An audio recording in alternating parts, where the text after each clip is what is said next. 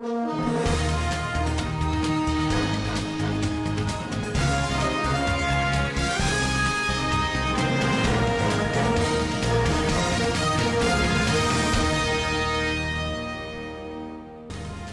Biden elected as the 46th President of the United States of America.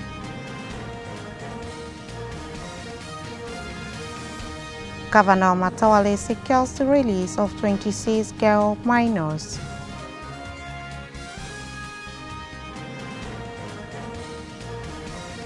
Hijba destroy BS worth over 200 million naira in Kano State on business. Dangote Cement gross third quarter profit to 272 billion naira. And on the international scene, UN Deputy Scribe visit Nigeria, 3 other countries on post-COVID-19 economy. Welcome to Svtv News. I am Joy Onyoza. The former Vice President of the United States during Barack Obama's administration, Joe Biden, was on Saturday declared as the winner of the 2020 United States presidential election. Reports from various parts of the country said people across the U.S. react to the victory of Biden and Harris projected. According to the report, people were heard cheering in Washington, D.C., and dance parties broke out in New York City as supporters celebrated the projected victory of President-elect Joe Biden and Vice President-elect Kamala Harris. Trump supporters are also gathering to react to the result. For more on the story, over now to Beauty Abdulmalik.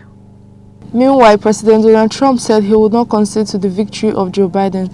He said media could not decide who the next U.S. president is, saying election is far from over. Donald Trump said this in a statement on Saturday while reacting to the projection of Biden as the 46th president of the U.S.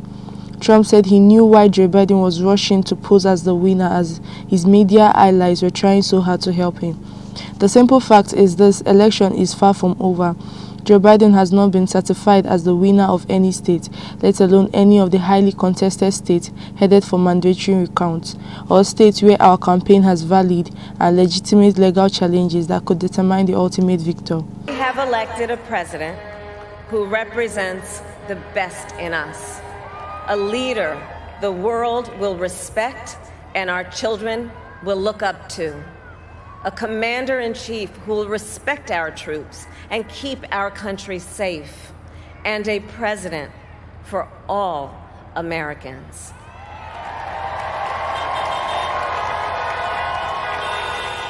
And it is now my great honor to introduce the President-elect of the United States of America, Joe Biden.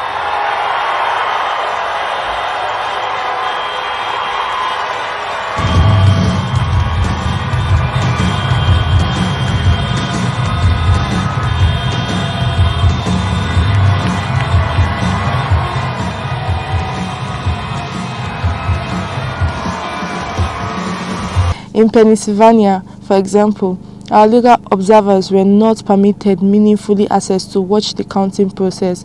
Legal votes decide who is president, not the news media. Beginning Monday, Trump's campaign will start prosecuting their case in court to ensure election laws are fully upheld and the rightful winner is seated. The American people are entitled to an honest election. That means counting all legal ballots and not counting any illegal ballots. Beauty Abdulmalik reporting for Svtv. Meanwhile, U.S. President-elect Joe Biden says his first task in office is to get the coronavirus pandemic under control.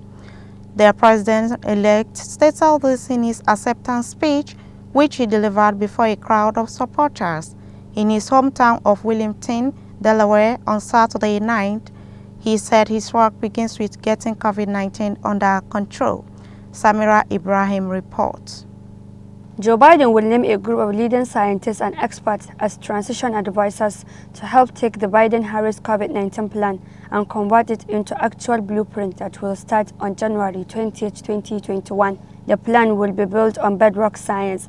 It will be constructed out of passion, empathy, and concern. He said he will spare no effort none or any commitment to turn around this pandemic. Joined by the Vice President-elect Ms. Kamala Harris and their families, Biden said with the campaigns now over, it was time for unity to build back better. The Bible says to everything there is a season, a time to build, a time to reap, a time to sow, and a time to heal. My fellow Americans, America's bent the arc of the moral universe more toward justice. Kamala, Doug, like it or not, your family, you become an honorary Biden, there's no way out. All those of you who volunteered and worked the polls in the middle of this pandemic, local elected officials, you deserve a special thanks from the entire nation. And to my campaign team and all the volunteers and all who gave so much of themselves to make this moment possible, I owe you. I owe you. I owe you everything. And to all those who supported us, I'm proud of the campaign we built and ran. I'm proud of the coalition we put together, the broadest and most diverse coalition in history. Democrats, Republicans, independents, progressives, moderates, conservatives, young, old, urban, suburban, rural, gay, straight, transgender, white, Latino, Asian, Native American. I mean it, especially those moments, and especially those moments when this campaign was at its lowest ebb. The African-American community stood up again for me. This is the time to heal in America. It is time to put away the harsh rhetoric, to lower the temperature, to see each other again, and to listen to each other again. He said the work ahead will be hard, but he promised to be the president for all Americans, including who did not vote for him. Samira Ibrahim reporting for SVTV News. President Muhammadu Buhari has congratulated President-elect of the United States, Joe Biden. In a statement issued on Saturday, the Nigerian president stated that the emergency of Joe Biden was crucial at a time of uncertainty and challenges in world affairs. He said his election is a significant reminder that democracy is the best form of government because it offers the people the opportunity to change their government by peaceful means. The most powerful group are not the politicians, but voters who can decide the fate of candidates for elective office at the polling booth. For more on the story, Fauzia Ibrahim reports. The main benefit of democracy is the freedom and choice and the supremacy of the will of the people. Similarly, Obasanjo urged Biden to restore confidence in the rule of America as the largest economy in the world, which has a very significant responsibility for the peace, security, stability, and progress of the world, saying the election was a victory of good over evil, which was for most people of the world. He regretted that the majority of the people had watched helplessly as the world was being pulled down. Not that the world was perfect and equitable, but it was reasonably predictable, with some measures of rule of law and respect for international agreement and treaties. On international affairs, President Muhammadu Buhari urged Mr. Biden to deploy his vast experience in tackling the negative consequences of nationalist politics on world affairs, which have created diversion, conflict, and uncertainties. The Nigerian leader also called on Mr. Biden to introduce greater engagement with Africa on the basis of reciprocal respect and shared interest. Fauzia Ibrahim, reporting for SVTV.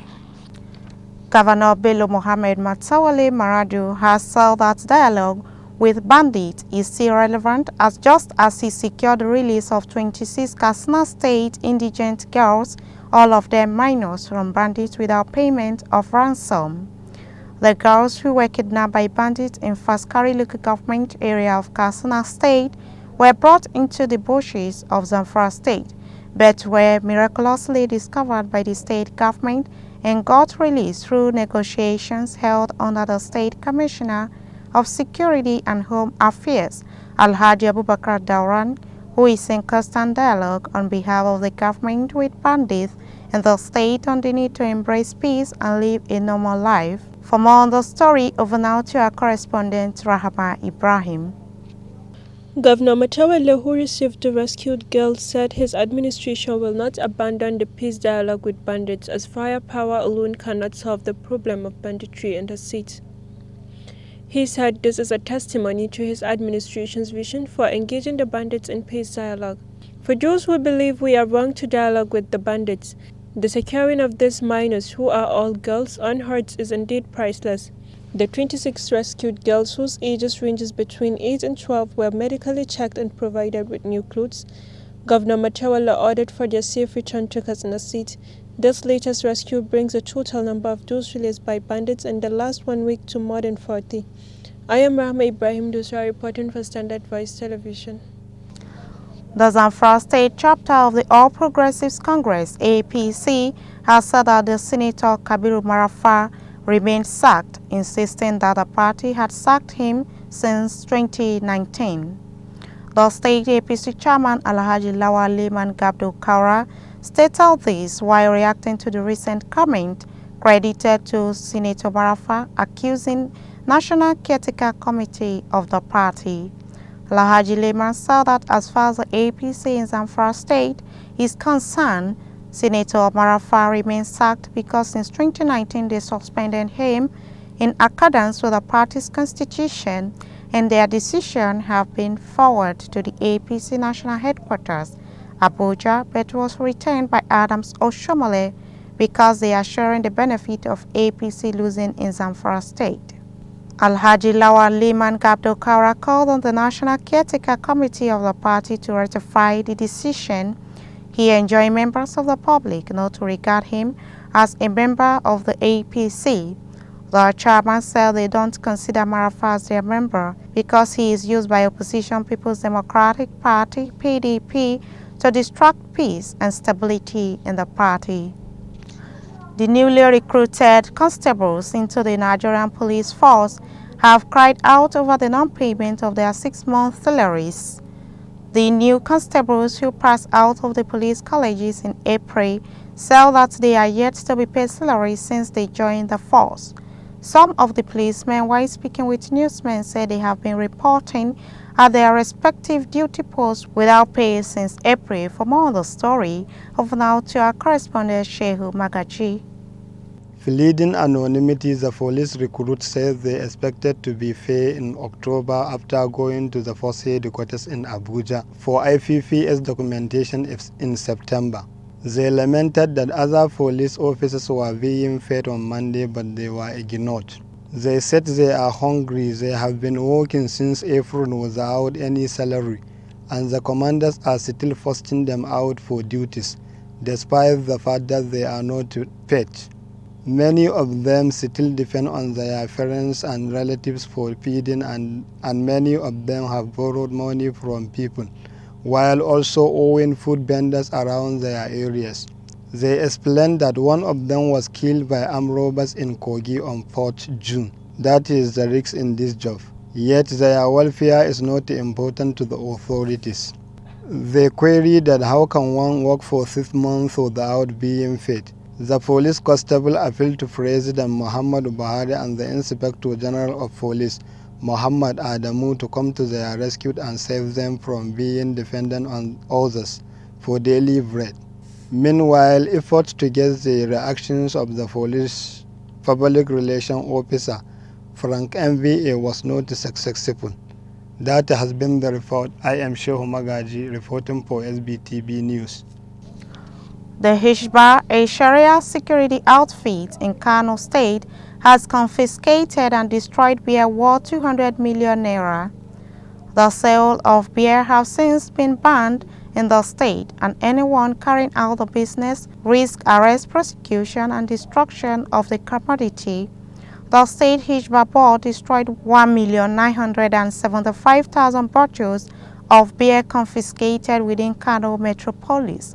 For more on the story, over now to Hawa Muhammad.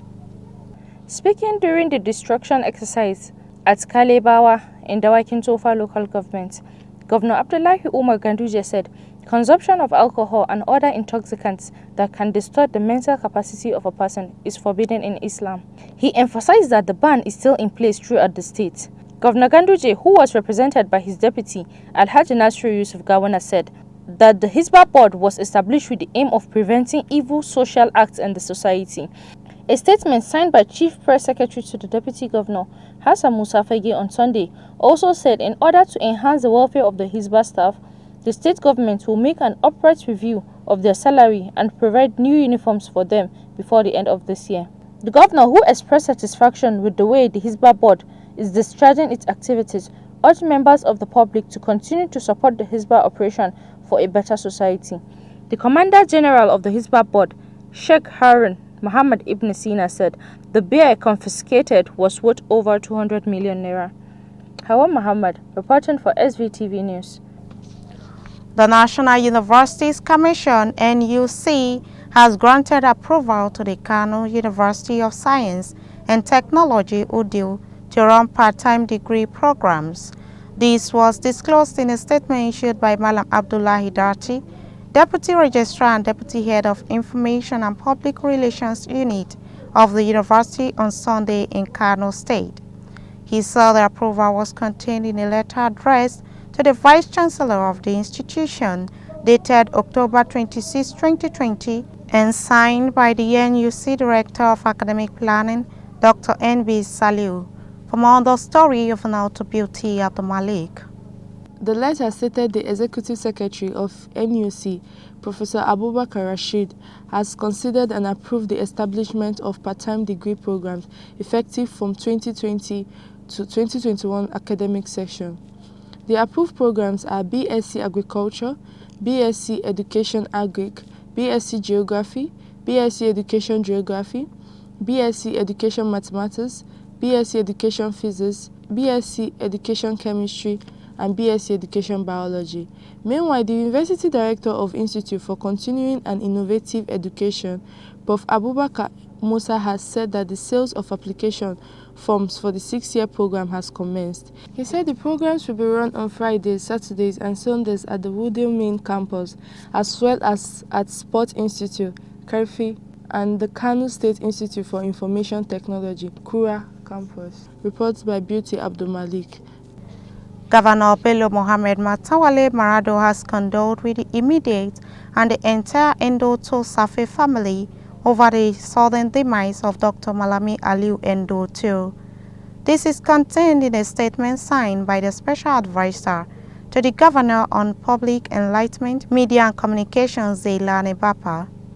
Governor Matawale, who attended the burial rite of the deceased in Safe on Sunday morning, said the late politician was a pride to his administration, especially with the contributions he made to the consolidation of the government. Governor Bello Matawale said the loss of late Malami was a loss to the family, the entire Safe Emirate, to his administration, and to the PDP family in the state. Late Malami Aliu Endo-To was described by many as an astute politician, a grassroots mobilizer, and a pervasive, consummate politician in the state. He died in Sokoto last Saturday after attending an event. Still to come your way is the business and the international news. But before then, a quick commercial break. Stay tuned.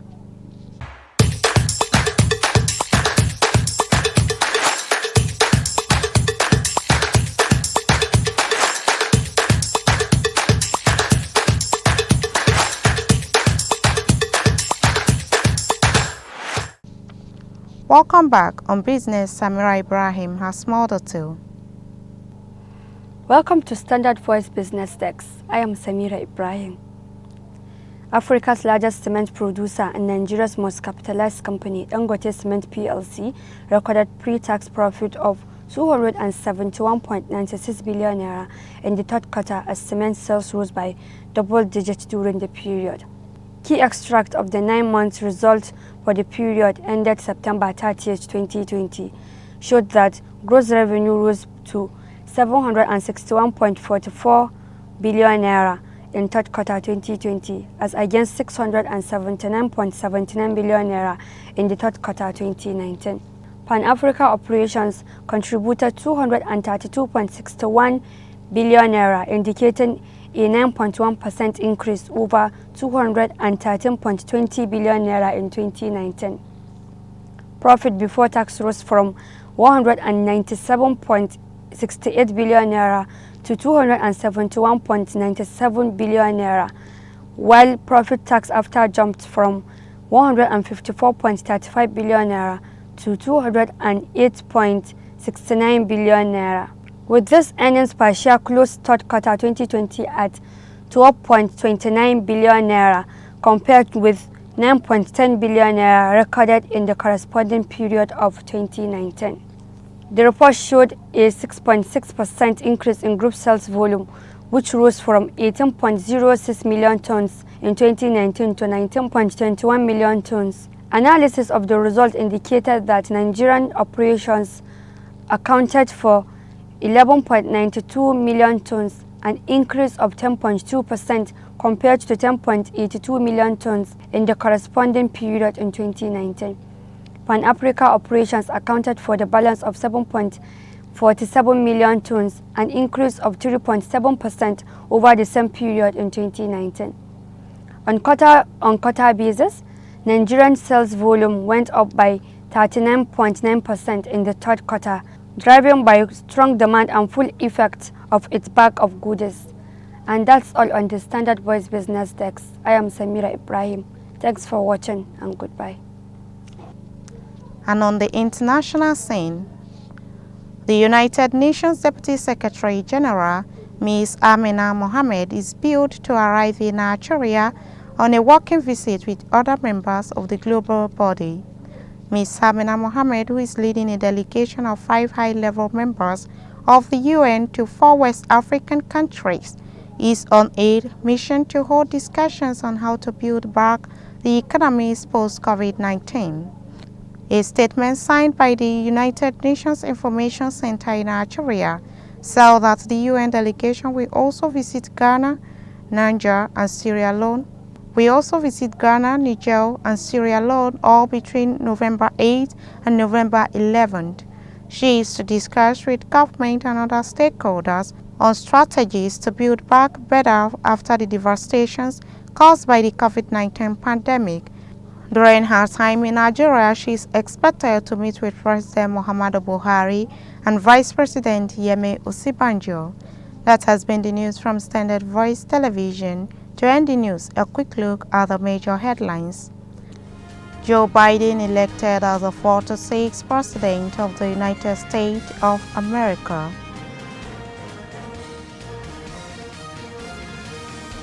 Governor MATAWALLE secures the release of 26 girl minors.